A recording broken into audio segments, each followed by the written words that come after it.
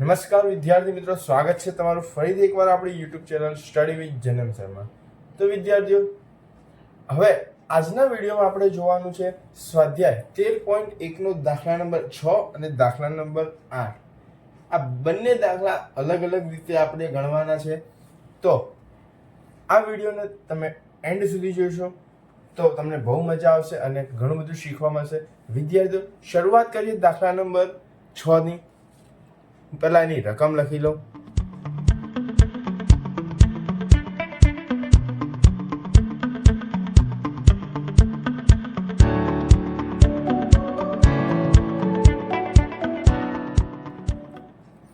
તો વિદ્યાર્થીઓ, આ છે આપણા દાખલા નંબર 6 ની રકમ.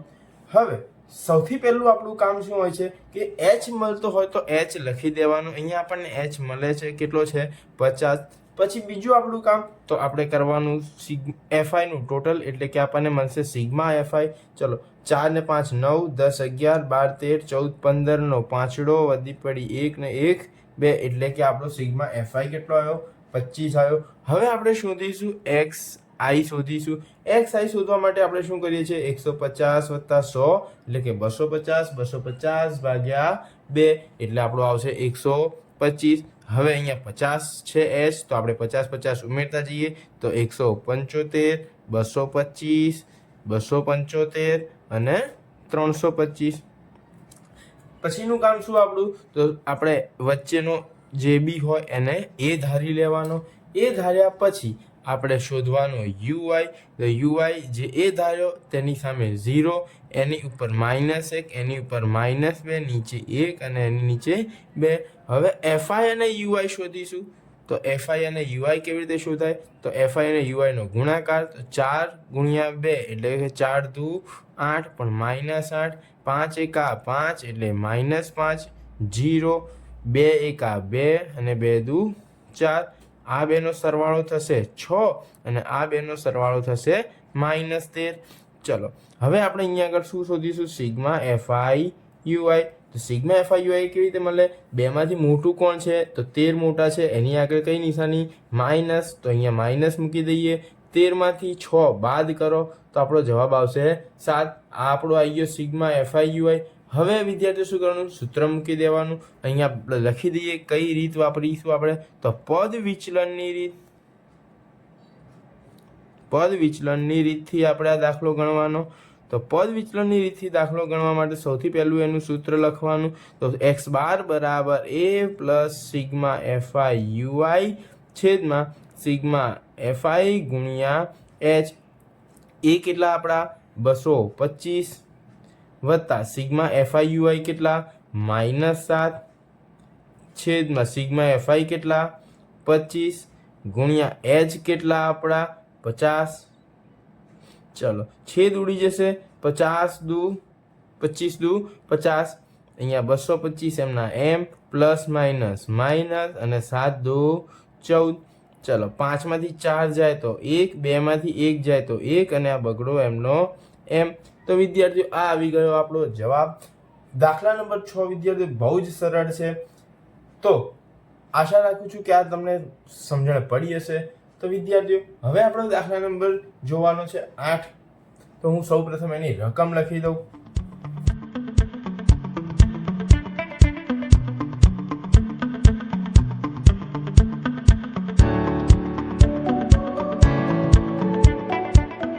તો વિદ્યાર્થીઓ, આ છે આપણી દાખલા નંબર 8 ની રકમ.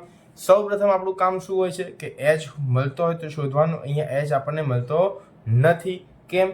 કારણ કે દરેકની વર્ગ લંબાઈ કેવી છે? અલગ અલગ છે. તો અહીંયા આપણે કામ શું થઈ ગયું? પહેલું હવે સિગ્મા fi શોધવાનું. તો 1 ને 7 8 ને 4 12 ને 4 16 ને 4 20 ની શૂન્ય વધી પડી 2 ને 1 3 ને 1 4. તો આપણા સિગ્મા fi કેટલા આવી ગયા? 40 આવી ગયા. આ સિગ્મા fi આપણો મળી ગયો. હવે આપણે શું શોધીશું? હવે આપણે શોધીશું xi શોધીશું. તો 0 વત્તા 6 તો કેટલા થાય? 0 વત્તા 6, 6 ભાગ્યા 2 એટલે આપણો જવાબ આવશે 3. 10 ને 6 16, 16 ભાગ્યા 2 એટલે 8. 10 ને 14 24 ભાગ્યા 2 એટલે 12. 20 ને 10 30 ને 4 34 ભાગ્યા 2 એટલે 17. 20 ને 20 40 ને 8 48 ભાગ્યા 2 એટલે 24, 30 ને 20 50, 50 ને 10 60 ને 6 66 ભાગ્યા 2 એટલે 33, 40 ને 30 70 ને 8 78, 78 ભાગ્યા 2 એટલે 39. હવે આપણે શું કરવાનું કે વચ્ચેની સંખ્યાને પકડવાની 1 2 3 4 5 6 7 છે તો 1 2 3 છોડીને આને આપણે ધારી લઈએ એ. તો વિદ્યાર્થી અહીંયા આપણને h મળ્યો નથી. h ન મળે તો શું કરવું? h ન મળે તો આપણે શોધવાની ડીઆઈ વાળી રીત એટલે કે ધારેલા મધ્યકની રીત. અહીંયા હું લખી લઉં ધારેલા મધ્યકની રીત.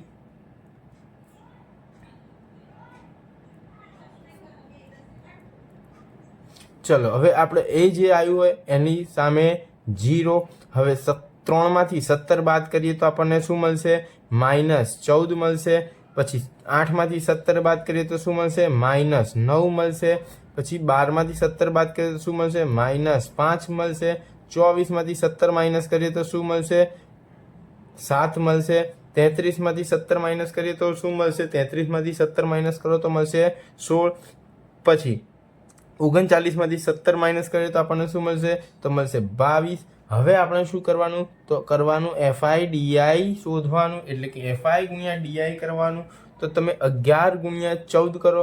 11 ગુણ્યા 14 કરીએ એટલે આપણો જવાબ આવશે -154. 10 ગુણ્યા 9 કરો તો જવાબ આવશે -90. 7 ગુણ્યા 5 કરો તો જવાબ આવશે -35. અહીંયા તો આપણો જવાબ આવશે 0. હવે આપણે 7 ચોક 28. 16 ગુણ્યા 3 કરો તો 16 ગુણ્યા 3 એટલે 48 અને 22 એકા 22. હવે આપણે આ ત્રણનું ટોટલ અને આ ત્રણનું ટોટલ કરી દઈએ તો 8 ને 8 16, 17 18 નો આંકડો વધી પડી 1, 2 ને 2 4 ને 4 8 ને 1 9. તો આ 9 આવી ગયા. અહીંયા આગળનું ટોટલ કરી દઈએ તો 5 ને 4 9. અહીંયા આગળ 5 ને 3 8, 8 ને 8 16 ને 1 17 નો સાતડો વધી પડી 1, 1 ને 1 2 તો 279. માઇનસ આવ્યો પણ 279 કેવા આવ્યા?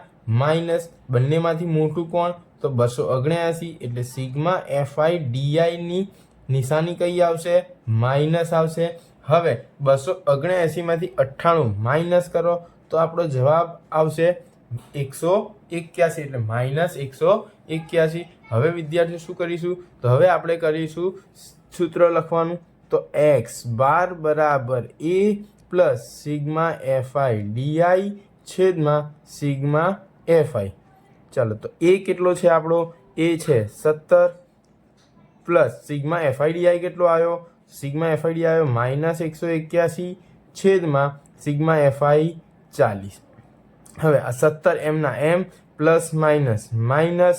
અહીંયા આગળ 181 ભાગ્યા 4 ગુણ્યા 10. શું કરવાનું? 181 ભાગ્યા 4 ગુણ્યા 10 એટલે 40 થયા. હવે તો આ 17 એમના એમ માઇનસ એમના એમ 181 ભાગ્યા 4 કરીએ એટલે આપણો જવાબ આવશે 45.25 છેદમાં આ 10 એમના એમ 17 એમના એમ માઇનસ એમનું એમ. હવે આ છેદમાં 10 છે તો 1 પોઈન્ટ આગળ ખસાડો એટલે શું થઈ જાય? 4.525 એટલે આપણે 4.53 કરી દઈએ અને એને 17 માંથી માઇનસ કરીએ. 17 માંથી માઇનસ કરો એટલે આપણો જવાબ શું આવશે? 12.48 એટલે કે 47 12.47 આવશે. તો વિદ્યાર્થીઓ આ 12.47 એ આપણો શું બની ગયો? જવાબ બની ગયો.